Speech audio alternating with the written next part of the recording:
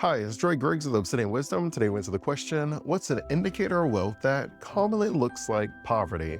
I actually really like this question a lot because I do think we sometimes judge things based off of our own perception. Just, well, if I was doing that, this is what it would mean. And sometimes that's okay, and sometimes it's not okay.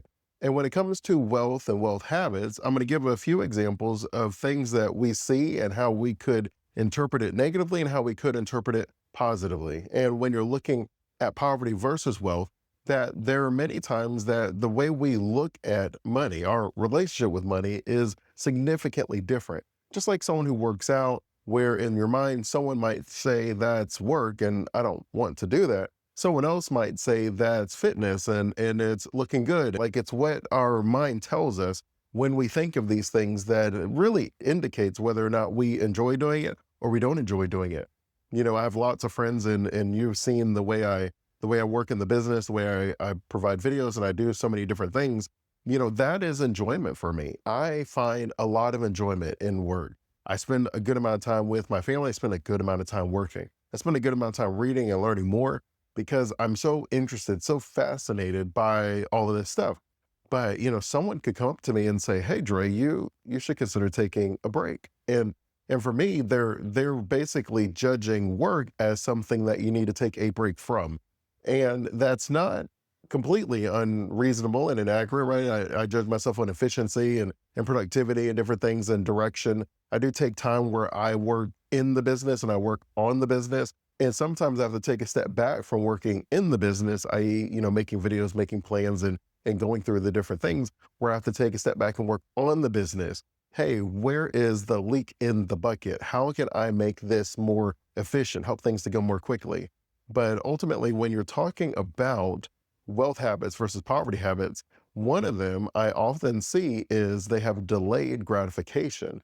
And what you'll see is they'll say no to vacation and fancy dinners and shopping sprees. And that is also a sign of someone that is poor, right? Because they don't have the disposable income. So they can't say yes to those different things. But I find wealthy people say no to those things very often as well.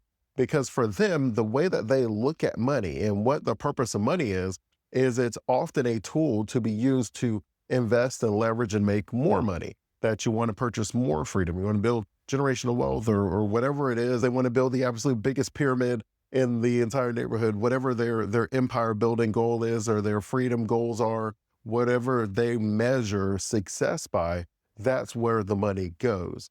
And so oftentimes the idea of shopping sprees, that's almost taking away from the goals. And the idea of taking these trips and vacations, unless it's strategic, where it's either an event with clients or whether it's something with a family that maybe they do once a quarter, they're just not really big on taking trips right away, that they often reinvest their money. And you look at huge companies like Amazon, and you know that they had losses for many, many years, if not decades, because they never took out the profits from the business. They just constantly kept reinvesting it. They delayed that gratification. You often hear the phrase, they'll say they were eating glass. And it's this idea that there are people who are going to be able to say, I told you so for a very long period of time. But somewhere along the way, you're going to level up. You're going to see some of those seeds planted, and it's going to exponentially give you those results. Versus if you immediately started giving yourself that gratification, it's pulling you away from your focus and your business. It's taking away your time, but it's also taking away your resources that you could also use to level up. And so that's the first one that I often see when people are saying no to a lot of these leisurely things and they're spending their time on the things that most people don't think are fun. That is normally going to be, oh, maybe they can't afford it. Well, I don't know. Maybe they can't, maybe they can, but it's not always that way. And it can look like poverty, but it's actually a very wealthy person who is just very intentional with their money. And that leads us nicely into number two, which is they say no all the time. So sometimes it's not even about delayed gratification where, oh, I'll take that trip next year, or I'll do that spree next year, or give me 6 months, right? You tell me that you want to do something, allow me to put a plan in place so that I can accomplish that goal without sacrificing my other goals. Sometimes they just say no. And I love the idea of saying no. I'm someone who was like a recovering people pleaser. And in many ways, when you're saying no, it jars people. It throws them off because it's almost like, well, are you doing anything with your time? And you're like, no, I just don't want to do this with my time. There's a story of the founder of Virgin Group. His name was Richard Branson. And it talks about him saying no, where someone I called him up and they were like, hey, I will pay you $50,000 if you just come speak at this event. And I believe he had this box and he had four goals that he was focusing on for that year. And if it didn't fall within those four goals, it was an automatic no. He was very focused on what the goal was. And so they said $50,000 and he was like, no. And then I think they jumped it up to $100,000. And again, he said no. And then they said, well, what can I offer you? And he's like, it just doesn't fall within the four boxes. So the answer is no. And I don't have basically the time to do this because I'm focused on these four things. And ultimately, what they ended up offering is more and more money. I think it was like $250,000. And then they said, you don't even have to stay very long. We'll send the private jet out. It'll pick you up. You'll land here. You'll come out. You'll speak for 20 minutes. We'll put you back on the private jet. We'll send you back on your way. And it will be no more than 20 minutes. You don't have to sign autographs. You don't have to do questions. Like, we're going to help you protect your time. And he was like, yeah, I appreciate you trying to help me protect my time. But the answer is no. And many times what looks like someone being like selfish or inconsiderate, or maybe they're just saying no because in your mind, you're like, maybe they just don't have the money and the resources to take this trip and to do these different things. And many times there's no, they're just simply that focused. And they say no much more easily because they protect their time. And many times what you'll see is the wealthy are very concerned about their time. And if you can save them time, they're very interested in that because that's the one resource in the sense of how long we live, we can't buy more of. The Bible, it talks about the idea of just, who by worrying can add a single hour to their life. And the reality is you can't add the time to your life. So the best thing you can do is leverage the time that you have. And by leveraging the time I have, whether that is hiring more people, so you'll find that they will look lazy, but it's because they're leveraging their time in a way where they have 10, 20, 30, 1,000 people all working on the exact same goal with them. So they leverage their time by leveraging other people's time. And we use money to do that. And they'll pay for different things that help them accomplish their goals. They have boundaries on what they do with their money, and they have boundaries on what they do with their time. Those are our two most precious resources as far as how we enjoy this life and the experience and our happiness and everything along the way. It's because they're very cautious about the time and the money, they say no more readily. And because they come off as inconsiderate or cheap because they're so protective of their time and they say no so often, many people will say, well, you just must not be able to afford it. For me, I go golfing in the sense of relationship building and client appreciation and things like that. But I do not like golf. Like, if it was left up to me, I would not go. It takes so much time out of your day. And it's like nails on the chalkboard for me, but I recognize the opportunities to go. And I've offered it to my children because, I have four girls and there's amazing opportunities in golf for women. And so I'm like, hey, if y'all want to do this, I would do that. But would I go as a leisurely thing? No, I wouldn't. I would not find any joy in just walking through the course. For me, the joy is in the values and how I'm aligning it, whether that is helping my children or helping the company, whether that is getting to know my clients and showing them appreciation by doing things that they enjoy doing, or whether that is showing my children the ability to build relationships and things like that. But it's just as far as me, like, Dre, do you just want to go golfing by yourself? You would never see me golfing by myself. It's always intentional. And so that is just one of those things where if I'm aligning my money and my values, I'm going to say no more often because how many core values can you have? The third trait that the wealthy have that might seem like a trait of poverty, but is actually a trait of wealth is they ask a ton of questions. They're one of those Abraham Lincoln kind of vibes where we're going to measure 3, 4, 5 times, and then we'll cut one good time. But once you have built the trust, once you have established the relationship and answered all their questions, they are very decisive in making that decision. What it can look like is a poverty trait of someone being overly cautious or someone being indecisive, that they don't actually make decisions. I remember the book Think and Grow Rich. It talked about the idea of being a decision maker, being someone that is decisive. And it was really told from the perspective of you should be making decisions very quickly. But there is this space for you to be able to get the information, get the facts, to be able to make one decision but you don't change your mind very often once you make the decision because you have all of the information to be able to make that sound decision. And that is where, for me, the difference between indecisive and so in fact gathering, that there is a direction and there is a flagpole and we're going to go that direction, right? So if we're sitting and we're having a meeting and you're talking about your goals, I ask a ton of questions. Even with my children, when they're discussing things with me, I ask them a lot of questions. When my wife talks, I ask her a lot of questions. And she often thinks that I'm trying to poke holes in her idea. And I can understand why it would seem that way. But for me, it's really like I'm really trying to understand it to see if I can add value. And sometimes I'm just trying to understand it because I have no idea what you're talking about. It's like way over my head. And I would rather be able to look like a fool once and learn something than to be a fool for my entire life because I pretended like I knew when you were talking about it. And so wealthy people will ask a variety of questions so they better understand the situation. So that way they don't look like a fool either. And that's okay. And even when I was teaching, I would encourage the students all the time to be like, hey, ask the questions. And more importantly, make sure that we maintain an environment where everybody's comfortable asking their questions. Because we make fun of each other all the time. We're like, oh, you're an idiot. Or this is a dumb question. And no, the dumbest question is the one that you don't know the answer to and you didn't ask. And you'll find that the wealthy are very strategic thinkers. They weigh the options, they consider the risk, and they make data-driven decisions. They don't chase FOMO, they chase wisdom. Number 4 on our list is repeating habits and routines that seem a little bit boring. What we might think is me back in college where I was eating ramen noodles and Easy Mac all the time because that's all I can afford. Or I would go to McDonald's because that was all I can afford.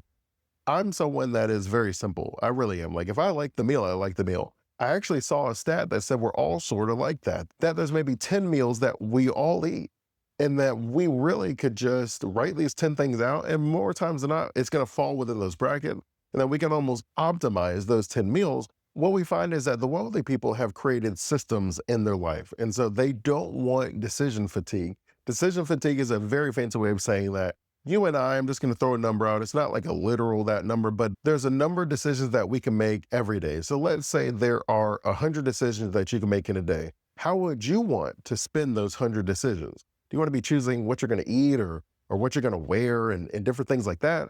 Or would you want to be able to use those decisions on things that drive and move the direction of your life, your company, the income that you have? I would say I want to be able to do that. So you find that people wear kind of the same clothes. That I believe presidents, you see that they kind of wear the same suits. There's pictures of Steve Jobs wearing that same black shirt with the blue jeans. There's those CEOs in Silicon Valley always wearing the hoodies and different things like that. That the wealthy commonly will systematize their life in a way so that way they can focus on the things that really matter. I don't want to spend my time making those other decisions. And it can look like you're poor when it looks like you're wearing the same clothes all the time. And it's very interesting that if you actually look up the price of those hoodies and those t-shirts, and as random and simple as they are, that those shirts are like $300, $400. Like those shirts are actually relatively expensive, which is sometimes interesting and surprising at the same time, right? Like I'm spending extra money to look poor, right? Or to look simple. But it is a reality that if I want to be able to use my decisions on doing things that move the needle, that increase the wealth that I have, then I need to have the other decisions sort of already made. And so whether that's food and I just kind of eat the same food, whether that's my business and I just kind of do the same things, I have a routine and habits and I've systematized my life in a way because the reality is the boring things that you do every day is what makes the money. Now, you and I as human beings that we deep down want to have variety, but we like to have stability. And so we have to match the two.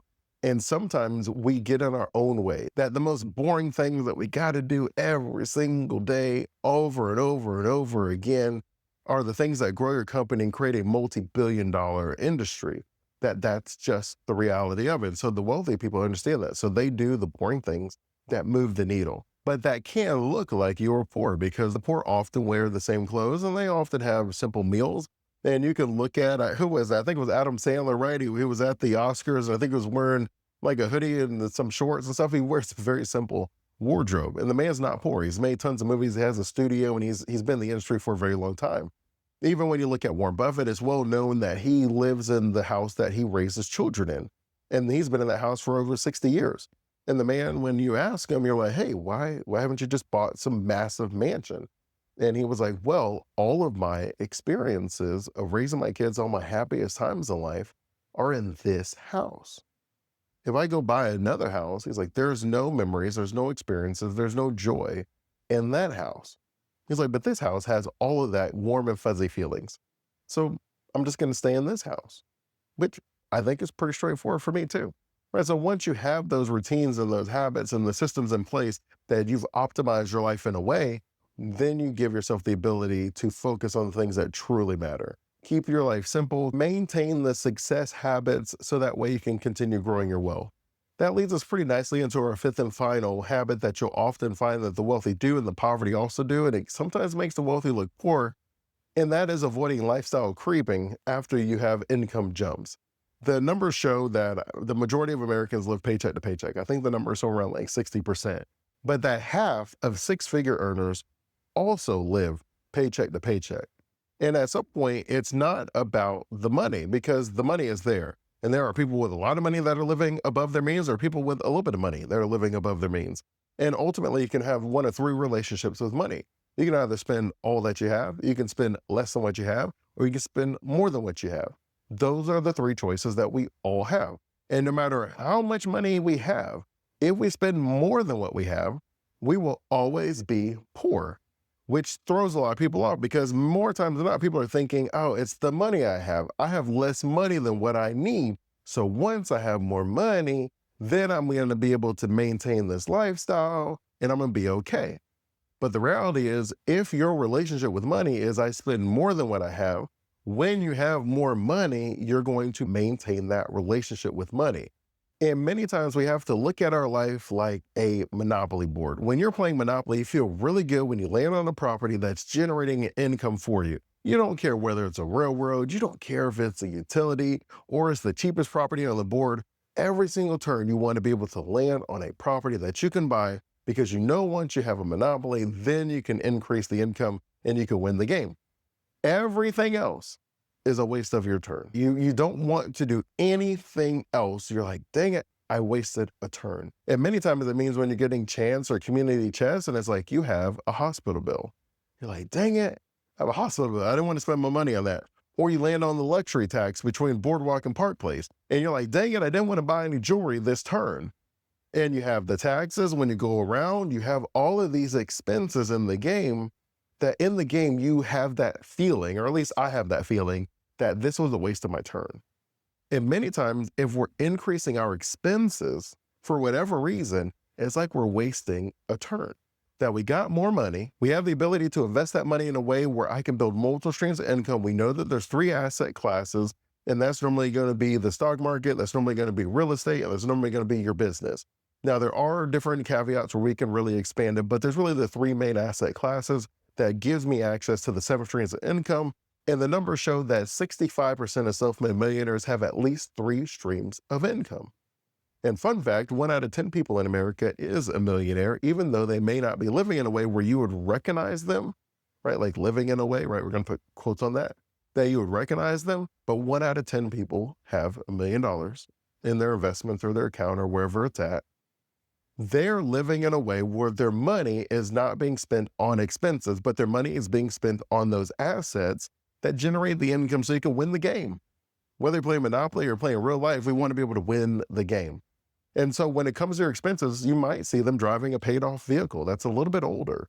And you're like, oh, that's the last version of that car.